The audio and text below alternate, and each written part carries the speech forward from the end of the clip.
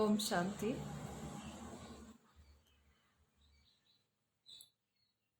ಇವತ್ತಿನ ಪಾಯಿಂಟ್ ಇದೆ, पुरुषार्थಕ್ಕೋಸ್ಕರ मुख्य 3 पॉइंट्स। पुरुषार्थ के लिए 3 मुख्य पॉइंट्स। पुरुषार्थ का सार है शिव बाबा को निरंतर याद करना, पर देहाभिमान से ग्रसित होने के कारण माया बार बार अपना विघ्न डालती रहती है। माया पर सहजता से विजय प्राप्त करने के लिए हम पुरुषार्थ के 3 पॉइंट पर विशेष ध्यान दें। ಪುರುಷಾರ್ಥದ ಸಾರಾಂಶ ಇದೆ, ಶಿವಬಾಬರು ನಿರಂತರ ನೆನಪು ಮಾಡ್ಕೊಳ್ಳೋದು. ಆದರೂ ದೇಹಾಭಿಮಾನ ಇರೋ ಕಾರಣದಿಂದ ಮಾಯೆ ಪದೇ ಪದೇ ವಿಘ್ನ ಹಾಕುತ್ತೆ. ಮಾಯೆ ಮೇಲೆ ಸಹಜವಾಗಿ ಗೆಲ್ಲಕ್ಕೋಸ್ಕರ ನಾವು ಪುರುಷಾರ್ಥದ 3 ಪಾಯಿಂಟ್ ಬಗ್ಗೆ ವಿಶೇಷವಾಗಿ ಗಮನ ಕೊಡಬೇಕು. 3 ಪಾಯಿಂಟ್ಗಳು, 3 ಬಿಂದುಗಳು. नंबर 1 पॉइंट है, मधुल्य बिंदु आत्मा स्थिति। अगर हम आत्मा स्थिति में रहते हैं तो हम सहजता से शिव बाबा से जुड़े रहते हैं। हम पर माया का वार भी तभी होता है जब हम अपनी आत्मिक स्थिति में स्थित नहीं होते हैं। ಒಂದು ವೇಳೆ ನಾವು ಆತ್ಮಿಕ ಸ್ಥಿತಿಯಲ್ಲಿ ಇರುವಾಗ ನಮ್ಮ ಮೇಲೆ ನಮಗೆ ಸಹಜವಾಗಿ ಸುಲಭವಾಗಿ ಶಿವಬಾಬನ ಜೊತೆಲಿ ಕನೆಕ್ಷನ್ ಇದ್ದೇ ಇರುತ್ತೆ, ಬುದ್ಧಿ ಜೋಡಣೆ ಇದ್ದೇ ಇರುತ್ತೆ.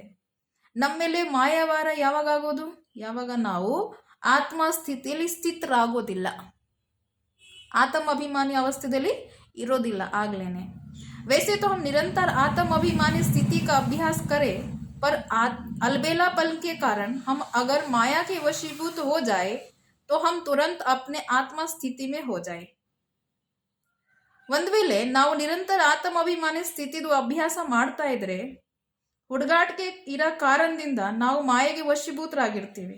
ಆದರೂ ನಮ್ಮ ಮೇಲೆ ಆತ್ಮಿಕ ಸ್ಥಿತಿ, ಆತ್ಮ ಸ್ವರೂಪದಲ್ಲಿ ಸ್ಥಿತರಾಗ್ಬಿಟ್ರೆ ನಮಗೆ ಆತ್ಮಸ್ಥಿತಿ ಸಹಜವಾಗಿ ಸುಲಭವಾಗಿ ದೇಹಾಭಿಮಾನದಿಂದ ಭಿನ್ನವಾಗಿ ಮಾಡಿಸುತ್ತೆ.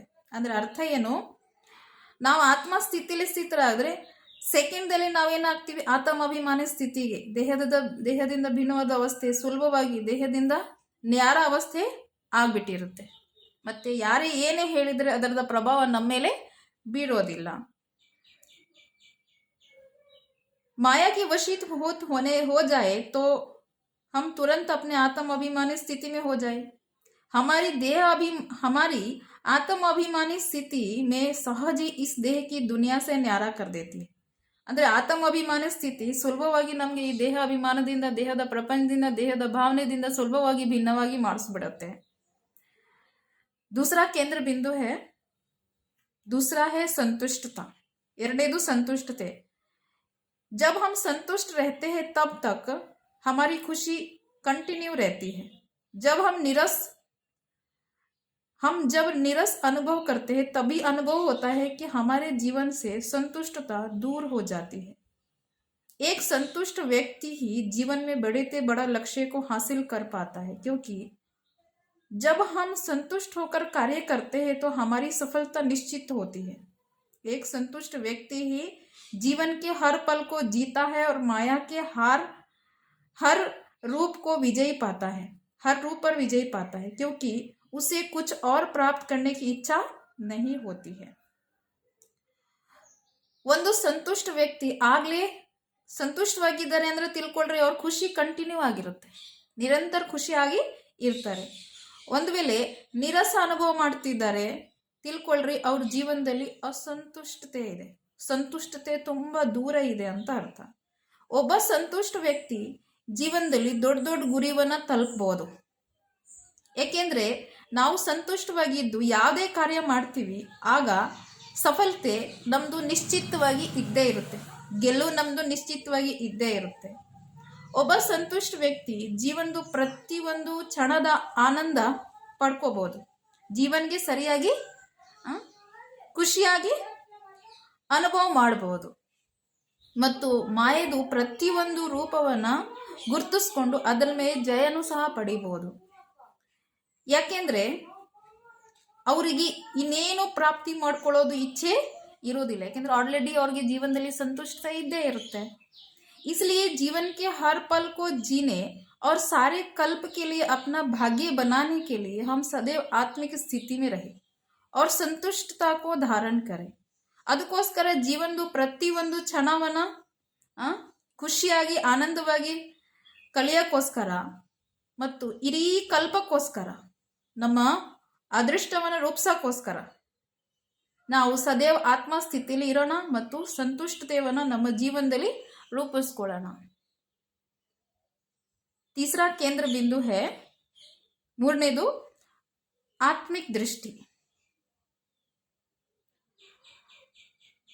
दूसरों के प्रति हमारा मन हलचल में तभी आता है जब हम उनके देह के संस्कारों पर ध्यान देते हैं. बाकी बाहरी तौर पर व्यक्ति कैसा भी दिखता हो या उसके कैसे भी संस्कार हो, पर हम उस व्यक्ति का मूल स्वरूप ही याद रखें कि वह भी एक आत्मा है और उस व्यक्ति के प्रति अपना शुभ भावना रखे.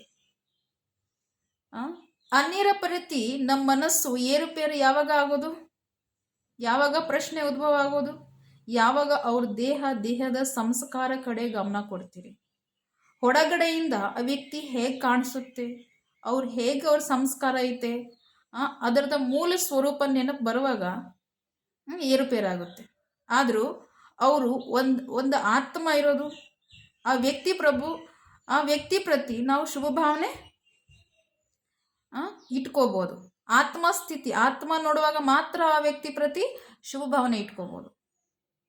पर उसका अर्थ यह नहीं है कि हम कीमती समय बाहर मुक्ता होकर हर एक के व्यक्ति को आत्मा देखने में ही गंवा दे. इससे तो हमारे पुरुषार्थ का सारा समय इसी में ही बीत जाएगा, क्योंकि हमारा लक्ष्य है आत्मिक स्थिति में स्थित होकर शिव बाबा को याद करना.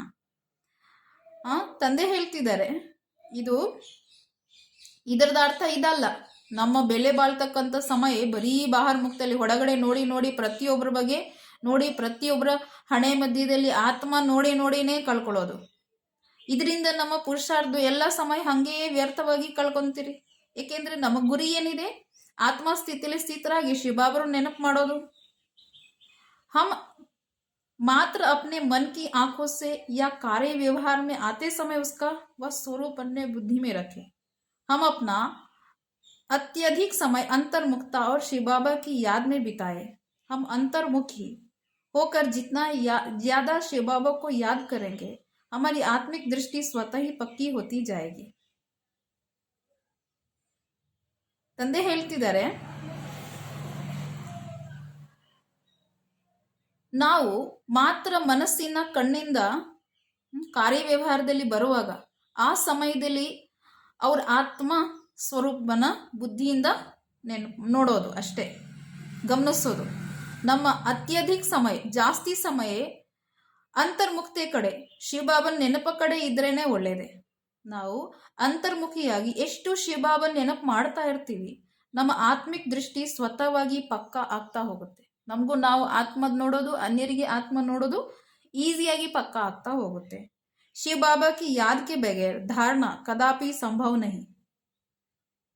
ज्ञान के पॉइंट को अपने जीवन में लाने के लिए हम अधिक से अधिक समय बाबा की याद करें. ಶಿವ ಬಾಬರ ನೆನಪು ಇಲ್ದಿರ ನಮ್ಮ ಜೀವನದಲ್ಲಿ ಒಳ್ಳೆ ಗುಣಗಳು ಧಾರಣೆ ಆಗೋದು, ಒಳ್ಳೆ ಗುಣಗಳು ರೂಪಿಸ್ಕೊಳ್ಳೋದು ಅಸಂಭವ. ಅಂದ್ರೆ ನಮ್ಮ ಜೀವನದಲ್ಲಿ ಒಳ್ಳೆ ಗುಣಗಳು, ದೇವಿ ಗುಣಗಳು ಬರಬೇಕು ಅಂದ್ರೆ ಶಿವಬಾಬಾ ನೆನಪಿಲ್ದಿರ ಆಗೋದಿಲ್ಲ. ಶಿವಬಾಬಾ ನೆನಪಿದ್ರೇನೆ ಮಾತ್ರ ಆಗೋದು.